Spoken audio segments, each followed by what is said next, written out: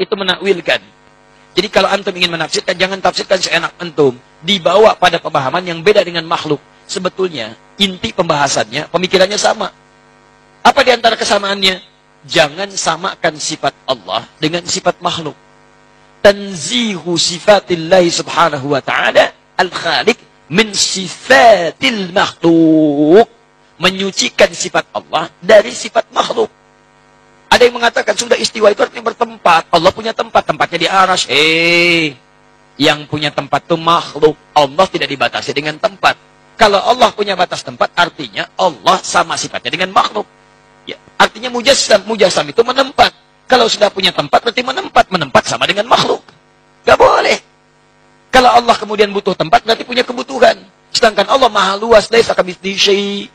Allah menempat, berarti butuh tempat. Ketika Allah tidak ada di tempat itu, di mana Allah? Jelas ya? Nah, itu ada masalah dalam akidah. Makanya kalau antum ingin memahami ini, kalau ingin tetap memaksakan tempat, ditakwilkan. Takwilkan. Jangan dipahami demikian, tapi dipahami dengan nilai yang terkait dengannya. Apa diantaranya? Istawa, bimakna istaula. Menguasai. Mengatur. Aras jangan diartikan dengan bertempat di situ. Ada begitu tidak? Artikan dengan di arasy, itulah Allah mengatur. Menguasai. Menguasai aras, menguasai alam dan sebagainya. Contoh lain, Pak, takwil yang batil. Allah berfirman, Ar-Rahmanu 'alal 'arsy istawa. Allah beristiwa di atas aras. Allah beristiwa di atas aras. Apa kata mereka? Istiwa itu dalam bahasa Arab ada 6 makna. Mana yang dimaksud dari istiwa tersebut? Kata mereka, tidak mungkin secara akal Allah beristiwa di atas aras. Sebab kalau Allah beristiwa di atas aras, berarti Allah butuh aras, Allah butuh tempat. Mustahil. Lihat, mereka tolak dengan apa? Akal. Akhirnya apa? Maka ayat ini harus ditakwil. Yang dimaksud istiwa di sini artinya menguasai. Maka kita Ahlussunnah membantah. Apa bantahannya?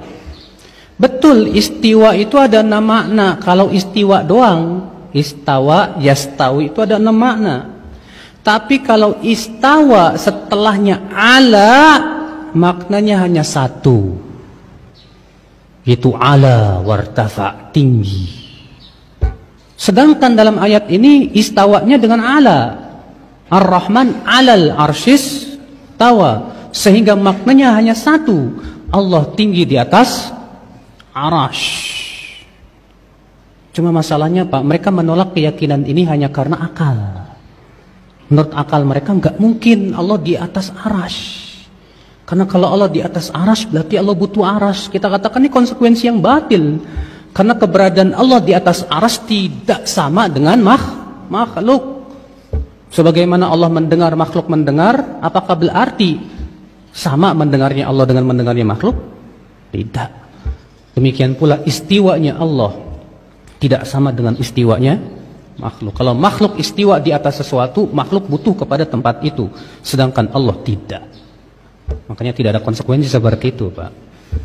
Lihat, Pak, ini takwil yang batil namanya, Pak. Mereka harus mentakwil kata istawa ala di situ dengan menguasai. Jadi artinya apa? Ar-Rahman menguasai arash. Kita katakan secara bahasa Arab itu batil karena istawa di situ setelahnya ala, maknanya hanya 1 sudah, ala wartafa. Yang kedua, arash itu dari awal sudah Allah kuasai. Apa maknanya Allah mengabarkan kepada hambanya Allah menguasai arash? Sebutkan dalam ayat, Allah yang telah menciptakan langit dan bumi dalam 6 hari, kemudian menguasai arash dengan makna seperti itu ya. Kemudian menguasai arash. Berarti sebelum menciptakan langit dan bumi, itu arash siapa yang menguasai? Sehingga harus dikatakan kemudian setelah menciptakan langit dan bumi menguasai arash. Kalau Allah sudah menguasai sebelum menciptakan langit dan bumi, tidak perlu kita sebutkan lagi. Sudah ma'ruf ya akhwal Islam. Bukan seperti itu gaya bahasa Al-Quran. Gaya bahasa Al-Quran itu sangat tinggi sekali. Dan itu bertentangan dengan balaghatul Quran. Kristianiti akhirnya hijrah kepada Islam. Christian faith berkata, God is everywhere. Jesus is everywhere.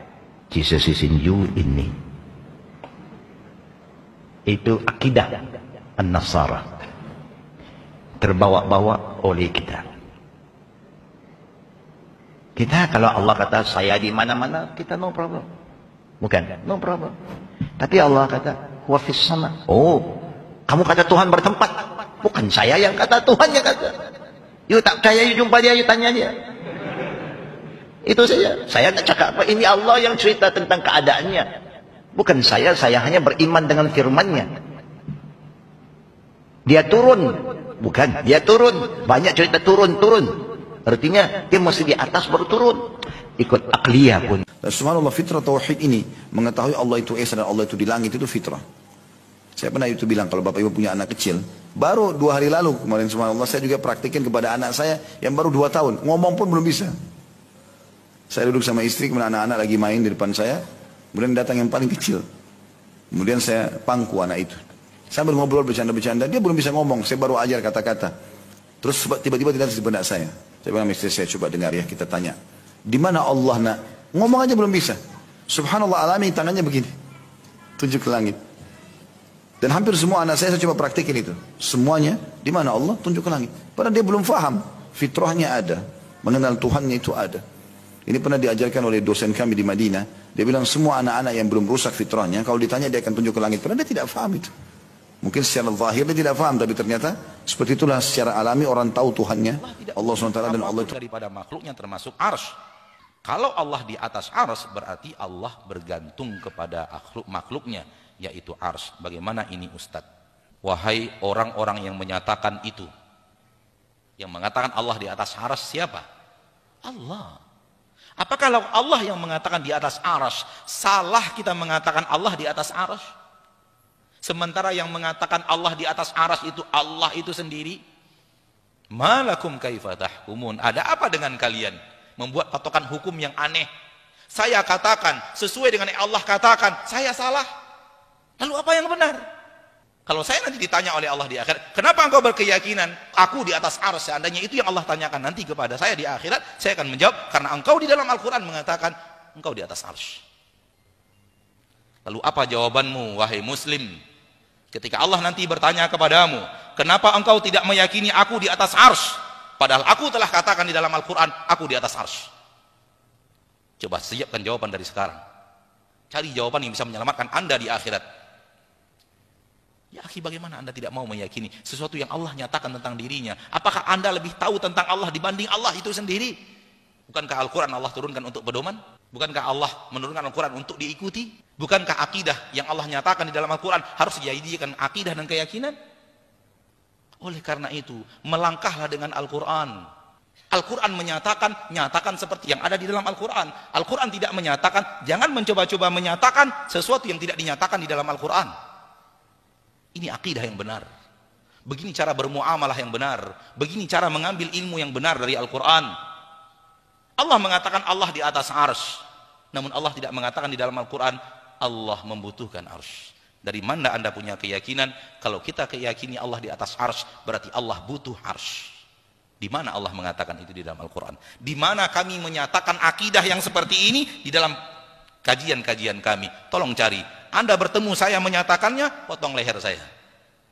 Kalau ada saya menyatakan Allah di atas arsy, Allah butuh arsy. Kalimat yang terakhir. Kalau bertemu saya mengucapkannya di dalam kajian, saya datang kepada anda untuk penggal leher. Karena itu tidak pernah saya yakini seumur hidup.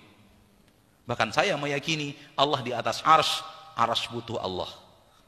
Bukan Allah yang butuh arsy. Kalau anda tidak berani menyatakan seperti yang Allah nyatakan di dalam Al-Quran, kemana anda akan mencari keselamatan di akhirat? Taib. Fahamlah kita terlalu cerdas. Sehingga kecerdasannya membuat dia sesat. Kenapa terlalu cerdas? Karena rumus ilmu Allah dia pakai rumus ilmu manusia. Letak kekeliruannya ada di sini. Dia berbicara sesuatu tentang Allah, rumus yang dia pakai rumus manusia. Raja di atas singgasana. Arsy itu artinya singgasana. Raja di atas singgasana, sedang enak-enak duduk, singgasananya diangkat, jatuh rajanya. Seperti itu juga dengan Allah. Allah di atas arsy-nya, ketika singgasananya dibuang, Allah akan jatuh. Gitu. Itu rumus manusia untuk manusia, rumus makhluk untuk makhluk. Anda sudah berbicara Rabbul makhluk, pencipta makhluk. maka jangan pakai rumus manusia untuk bicara Allah. Itu pintu kesesatan besar. Ketika Anda bicara Allah, pakai rumus manusia. Terakhir, wahai orang-orang yang ingin berakidah dengan baik dan benar, jangan coba-coba yakini sesuatu tak ada di dalam Al-Quran, tak ada di dalam hadis. Jangan coba-coba yakini. Kalau Anda ingin selamat akidah Anda, cukuplah yakini apa yang ada di dalam Al-Quran, apa yang ada di dalam hadis. Kalau Anda tambahkan, Anda sesat. Cukupkan apa yang Allah katakan, itulah akidah saya. Apa yang Allah nyatakan, itulah akidah saya. Apa yang dinyatakan oleh Nabi, itulah yang saya yakini. Saya tambahkan setengah saja, setengah itulah sesatnya. Saya tambahkan 5.000 tambahan, 5.000 itu sesatnya. Karena tidak ada di dalam Al-Quran dan tidak ada di dalam hadis. Yakini masalah gaib. Kita tidak bisa lihat dengan mata kita, tidak bisa pegang dengan tangan kita. Kita hanya menyerah dengan berita yang datang. Dan berita yang datang itu di dua tempat, Al-Quran satu, hadis satu. Maka cukupkan akidah Anda dengan apa yang ada di dalam Al-Quran, dinyatakan di dalam Al-Quran, dan apa yang ada di dalam hadis dan dinyatakan di dalam hadis. Cukup itu akidah saya, tak tambah sedikit pun. 0,00001% pun tak akan saya tambahkan. Itu akidah yang benar. Karena akidah berasal dari ilmu gaib, dan ilmu gaib tidak bisa kita deteksi dengan panca indera kita sehingga kita bisa menyatakan sesuatu yang tidak dinyatakan. Makna arsy ala wartafa, di atas arsy.